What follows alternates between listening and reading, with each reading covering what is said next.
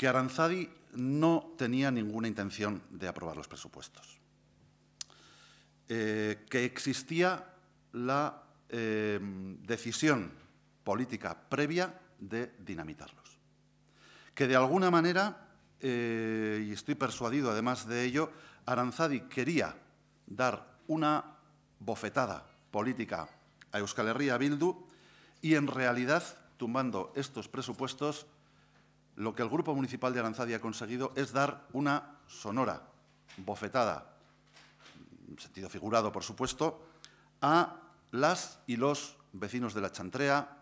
de San Jorge o de La Milagrosa, finiquitando las partidas presupuestarias que hubieran facilitado llevar adelante proyectos como Edusi, Erdigune o Chantrean Poliki,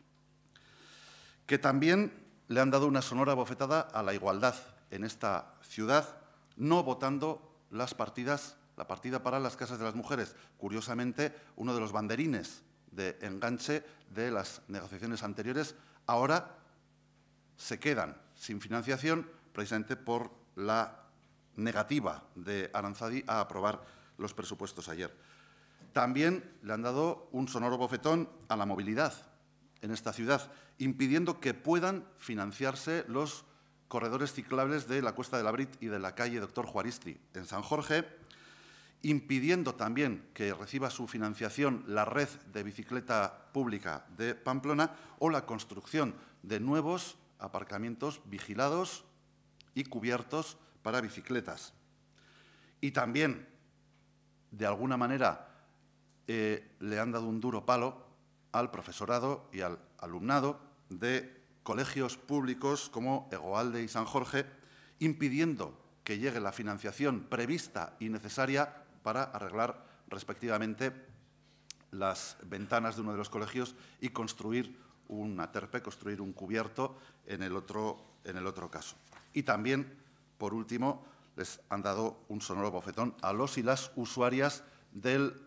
CECIS de Milagrosa y de la unidad de barrio también de La Milagrosa, que pierden la financiación prevista, etcétera, etcétera. La lista podría ser interminable. Y yo, llegados a este punto, me pregunto, y ayer también mi compañera Patricia Perales le interpelaba en el Pleno, a ver si los y las concejalas de Aranzadi van a bajar